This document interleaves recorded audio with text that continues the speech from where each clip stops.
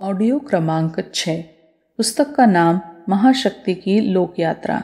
मातृत्व के साथ निभा अलौकिक दाम्पत्य। माँ का मातृत्व आवलखेड़ा में पांव रखते ही छलक उठा। बारात विदा होकर यही आई थी। पूर्वजों की देहरी अपने आराध्य की जन्मस्थली व उनकी प्रारंभिक तपस्थली में वह दुल्हन के रूप में डोली से उतरी थीं। लाल रंग की जरी के काम वाली साड़ी पहने सौभाग्य श्रृंगार से सजी वह साक्षात जगदम्बा लग रही थी। हिमवान की पुत्री पार्वती का पीहर से विदा होकर भगवान भोलेनाथ के साथ अपनी ससुराल आने का दृश्य उन पलों में साकार हो गया। बाल मंडली शिवगणों की तरह उन्हें बड़ी श्रद्धा एवं आश्चर्य से देखे जा रही थी। ताई जी, उनकी सास व पूज्य गुरुदेव की माता जी शुभ शकुनों वाले सारे लोकाचार पूरे करने में लगी थी। यह क्रम काफी देर तक चलता रहा। एक एक करके सभी रीति रिवाज और विधि विधान पूरे हुए। इसके बाद एक जगह चटाई पर उन्हें बैठाया गया। बच्चे अभी तक उन्हें दिखेरे हुए थे। इन बच्चों में अड़ोस पड़ोस के बच्चों, नजदीकी रिश्तेदारों के बच्चों के साथ दया और ओम प्रकाश भी थे। श्रद्धा तब बहुत छोटी थी। वह इस बाल मंडली का हिस्सा नहीं थी। अचरज और कौतुक इन बच्चों के मनों को जब तक कुरेद देता था। इसी के वशीभूत होकर वह थोड़ा सा आपस में धीमे से बतिया लेते थे। तभी दया आगे बढ़ी और पास जाकर खड़ी हो गई। उन्होंने उसका हाथ पकड़कर अपने पास बिठा लिया और बड़े प्यार से बोली, मैं तुम्हारी माँ हूँ बेटी, मुझसे संकोच की कोई ज़रूरत नहीं है। इस कथन से दया को बड़ी आश्वस्ति मिली। उसने बड़े ही धीमे और लर्जाते स्वर में कहा, माँ। इस एक अक्षर ने माता और पुत्री दोनों की अंतर्भावनाओं को एक रस कर दिया। अपरिमित मिठास उनके जीवन और घर आंगन में बिखर गई। माँ के होने का एहसास मन को कितनी आश्वस्ति, सहारा, संबल, विश्वास और निश्चिंतता देता है, यह दया के मुखमंडल पर अचानक उभर आई प्रसन्नता की चमक देखकर सहज ही प्रकट हो रहा था। वह इतनी देर में कई बार अपनी मन में माँ माँ का एकाक्षरी महामंत्र गुनगुना चुकी थी। माँ के प्यार की तरलता ने उसके अंतःस्थल को भावसिक्त कर दिया था। वह उन्हीं के पास सिमट सिकुड़कर चिपक कर बैठ गई। दया की इस भाव मुद्रा ने ओम प्रकाश को अचरज में डाल दिया। वह सोचने लगे कि उनकी छोटी बहन अचानक इतनी खुश नजर क्यों आने लगी। आखिर कुछ ही पलों में उस पर क्या जादू हो गया। अपने सोच विचार में डूबे हुए वह भी हिम्मत करके आगे बढ़े। इस समय उन्होंने नेकर कमीज पहन रखी थी। कुछ कदमों का फासला तय करके वह पास जाकर खड़े हो गए। इतने में उधर से ताई जी गुजरी। उन्होंने अपने स्वभाव के अनुरूप थोड़ा तेज आवाज में कहा, खड़ा खड़ा देख क्या रहा है, चल झुककर अपनी माँ के पैर छू। ताई जी की आवाज में थोड़ा सहमते हुए ओम प्रकाश ने पांव छू लिए। चरण स्पर्श करते ही उन्होंने पूछा, किस कक्षा में पढ़ते हो? ओम प्रकाश ने बड़े हल्के स्वर में इस प्रश्न का उत्तर दिया, मेरा नाम ओम प्रकाश है और मैं कक्षा 7 में पढ़ता हूँ। इस प्रश्नोत्तर ने माँ और पुत्र को भाव के कोमल तंतुओं से जोड़ दिया। अपने प्रथम मिलन की अनुभूतियों को याद कर आज भी ओम प्रकाश जी की आंखें भीग जाती हैं। वह कहते हैं, कुपुत्रो जायते क्वचिदपि कुमाता न भवति के कथन को साकार करती हुई माँ अपने इस बेटे पर सदा कृपालु बनी रही। अगणित गलतियों को उन्होंने हंसकर बिसराया। क्षमामयी ने सारे अपराध पल में क्षमा किए और सदा ही अपनी स्वभावगत कोमलता, मृदुलता निछावर करती रहीं। ओम प्रकाश और दया से मिलकर मां श्रद्धा से मिली। अपनी इस बालिका को उन्होंने भरपूर प्यार दिया। उस पर असीम स्नेह उंडेला। कुछ ही दिनों में तीनों मां से घुल मिल गए। माता ने भी उन्हें अपने हृदय में जगह दी। घर का वातावरण उनके आगमन के कुछ ही दिनों में बदल गया। ऐसा लगने लगा कि जैसे पतझड़ में वसंत की देवी आ गई हूँ। घर के कामकाज, बच्चों के रखरखाव, सभी में एक निखार आ गया। सब तरफ सौंदर्य और सुव्यवस्था नजर आने लगी। इस परिवर्तन ने हर एक मन प्राण व अंतःकरण को छुआ। इस छुअन ने अनेकों सजल भावनाएं जगाई। अपने आराध्य की अंतर्चेतना व अंतर्भावना से तो पहले ही मिल चुकी थी। दृश्य व प्रत्यक्ष मिलन इन्हीं दोनों हुआ। इस मिलन के हर पल में, हर घड़ी में एक अपूर्व अलौकिकता थी। यह किसी सामान्य विवाहित दंपति का मिलन नहीं था। पति पत्नी के सामान्य सांसारिक मिलन की तरह इसमें स्थूल और लौकिक दृष्टि नहीं थी। यह तो परम पुरुष और माता प्रकृति के मिलन की तरह अद्भुत था। इसमें सर्वेश्वर सदाशिव और भगवती महाशक्ति के मिलन की अलौकिकता थी। नई सृष्टि के सृजन का बीजारोपण मिलन के इन्हीं पलों में हुआ।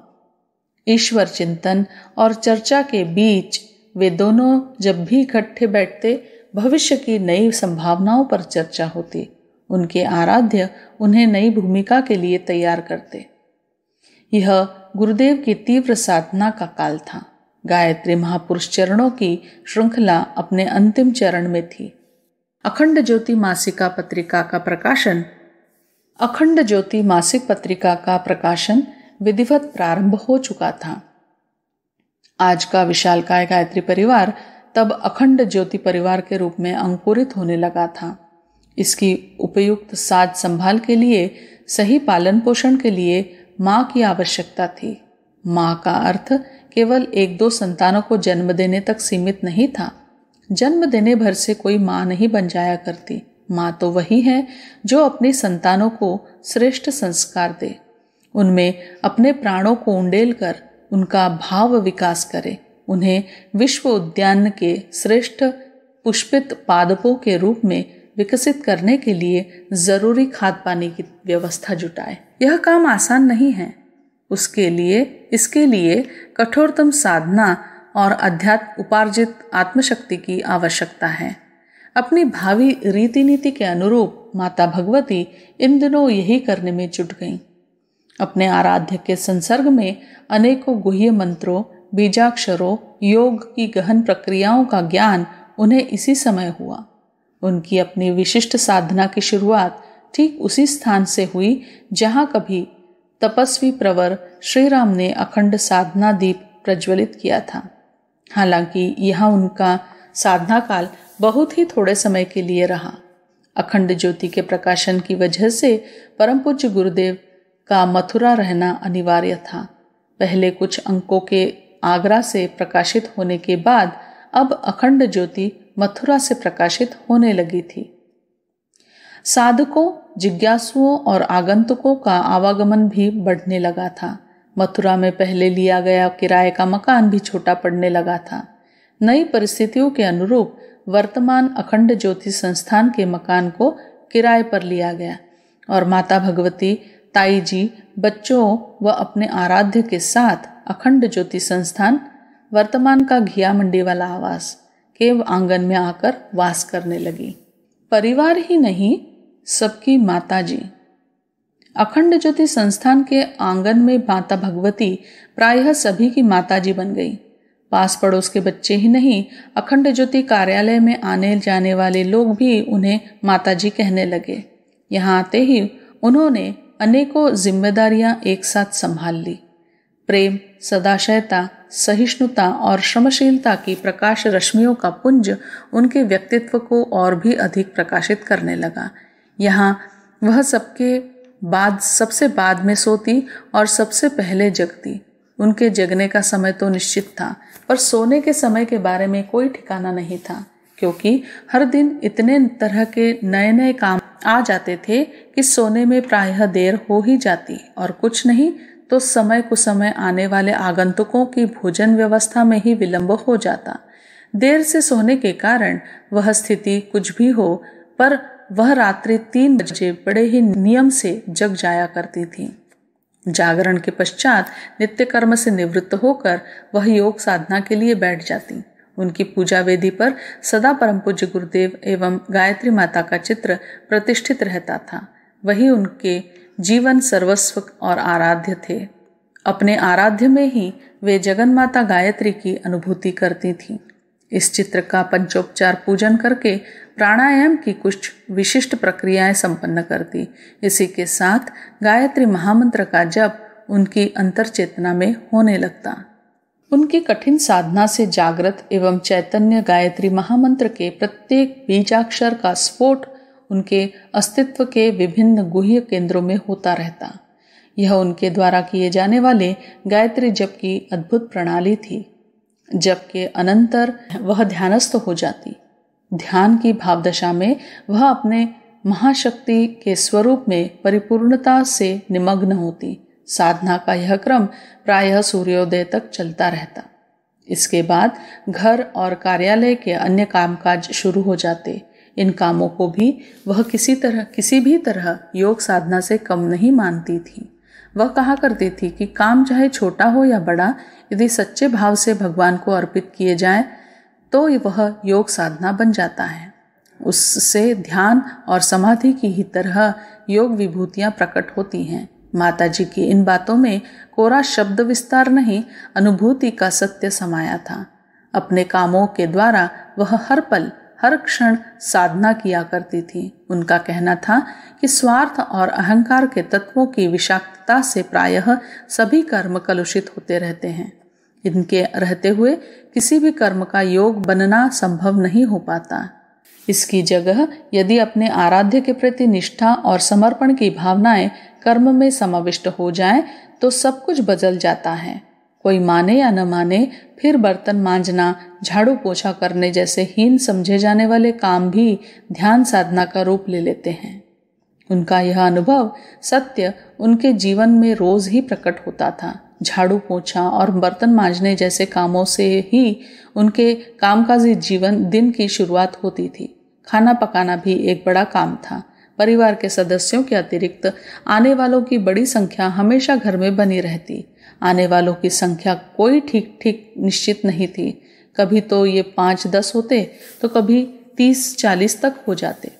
स्थिति जो भी होती, इन सभी के भोजन की उपयुक्त व्यवस्था माताजी को ही अन्नपूर्णा बनकर करनी पड़ती। अपने इस दायित्व को वह बड़े ही उत्साह के साथ निभाती। भोजन करने वालों को बनाए गए भोज्य पदार्थों के साथ माँ के प्यार का भी अलौकिक आनंद मिलता। अथक परिश्रम वाले इस कार्य को करते हुए किसी ने कभी उनको चिड़चिड़ाते या परेशान होते हुए नहीं देखा। स्नेह स्मित बिखेरते वह सदा काम में जुटी रहती थी। काम जब बहुत ज्यादा बढ़ गया, तब परम पूज्य गुरुदेव ने घर के कामों के लिए एक सहयोगिनी महिला की व्यवस्था कर दी।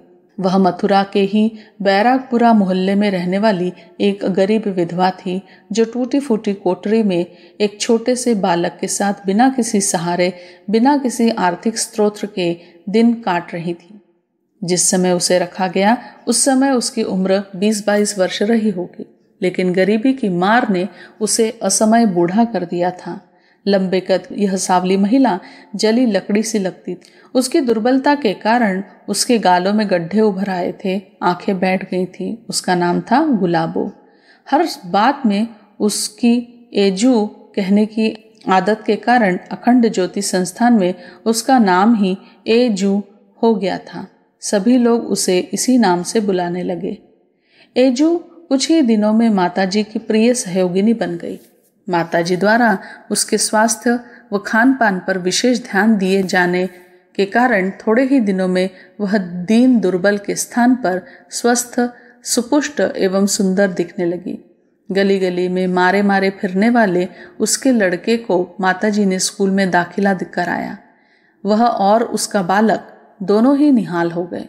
एजू के सहयोग से काम की गति तो बढ़ी, पर माताजी की श्रमशीलता में जरा भी कमी नहीं आई। वह घर के सामान्य कामकाज के अलावा अखंड ज्योति के कामों में भी हाथ बटाया करती थी। परिजनों को भेजी जाने वाली अखंड ज्योति पत्रिका के रैपरों में वह टिकट चिपकाती, उन्हें भेजने की व्यवस्था करती। पाठकों एवं परिजनों के जो पत्र कार्यालय में आते थे, उनके उत्तर लिखने में गुरुदेव की सहायता करना माताजी का प्रिय कार्य था। गुरुदेव के पास बैठकर वह अपने पास पत्रों का ढेर जमा कर लेती। इसके बाद एक एक पत्र पढ़कर गुरुदेव को सुनाती जाती और वे उत्तर लिखते जाते। पत्रोत्तर देने का यह कार्य बड़ी ही तीव्र गति से संपन्न होता। जितनी देर में माताजी पत्र पढ़ती उतनी देर में गुरुदेव उत्तर लिख देते। एक बैठक में कम से कम 100 पत्रों के जवाब देने का कार्य संपन्न होता। उन दिनों की याद करके माताजी बाद में बताया करती थी कि गुरुदेव तो सारे दिन अति व्यस्त रहते थे। उनका रात्रिकाल भी प्रायः साधना और समाधि में गुजरता था। बस पत्र लिखने का ही समय ऐसा था जब मुझे उनका संग साथ मिल पाता था। इन्हीं क्षणों में कभी कभार एक आध घर परिवार की बातें हो जाती। वैसे सामान्यतया घर परिवार की बातों की तरफ से उन्होंने गुरुदेव को पूरी तरह निश्चिंत कर रखा था। रिश्ते नातेदार, परिवार, सगे संबंधी सभी की देखभाल, आवभगत का जिम्मा वही अकेली निभाती थी। उनके प्यार भरे बर्ताव से सभी संबंधी एवं कुटुंबी प्रायः अभिभूत बने रहते थे। अखंड ज्योति संस्थान के निवास के इन्हीं प्रारंभिक वर्षों में वह 2 संतानों की जननी बनी। उनकी पवित्र कोख से पहले मृत्युंजय शर्मा तथा बाद में शैलबाला का जन्म हुआ। धन्य है ये विशिष्ट विभूतियां जिन्हें विश्व जननी ने अपनी कोख में रखा। अपने इन बच्चों को उन्होंने घर में सतीश और शैलो बुलाना शुरू किया। पारिवारिक सदस्यों के बीच सदा ही इनका यही नाम रहा। अपने इन बच्चों के भाव विकास के साथ उनकी दैनंदिन गतिविधियां यथावत चलती रही। उन दिनों उनके कामकाज को देखकर आने जाने वाले आगंतुक, सगे संबंधी, परिवार के सदस्य सभी हतप्रभ व हैरान रहते थे। उन्हें यह अचरज होता था कि माताजी इतना काम करती हैं, उन्हें थकान क्यों नहीं लगती है। कई बार तो वे ऐसे काम कर डालती जिन्हें करना कई आदमियों के सामूहिक श्रम से संभव होता। ऐसे ही एक बार उन्होंने एजू को साथ लेकर मकान की पुताई कर डाली। घर और कार्यालय के सभी आवश्यक कामों को नियमित रूप से निपटाते हुए घर मकान की पुताई करना किसी बड़े आश्चर्य से कम न था, परंतु उन्होंने अपने अकेले के दम पर सब कुछ कर ही डाला। एजू यदाकदा उनके इस तरह दिन रात काम में लगे रहने के रहस्य के बारे में पूछ लेती थी। उसके सवाल पर कभी कभी तो वह हंस देती और कभी थोड़ा गंभीर होकर कहती, मन में समर्पण की तीव्रता हो तो वज्र भी फूल हो जाया करता है। मेरे लिए हर काम, चाहे वह बर्तन मांजना, झाड़ू लगाना हो या फिर आचार्य जी के पास बैठकर पत्र लिखने में मदद करना, अपने को उनके चरणों में उंडेलने, समर्पित करने का माध्यम है। मैं जितना ज्यादा काम करती हूँ, मुझे उतना ही ज्यादा लगता है कि मैं अपने आप को उन्हें दे रही हूँ। ध्यान में मुझे अपने आराध्य के साथ एकात्मता का जो आनंद मिलता है, उसी की प्राप्ति घर और कार्यालय के इन साधारण समझे जाने वाले कामों में भी होती है। इस तरह के अनेक कामकाज के बीच उनके मातृत्व का विस्तार भी तीव्र गति से हो रहा था। उनकी वात्सल्य संवेदना सतत अपना विकास करती जा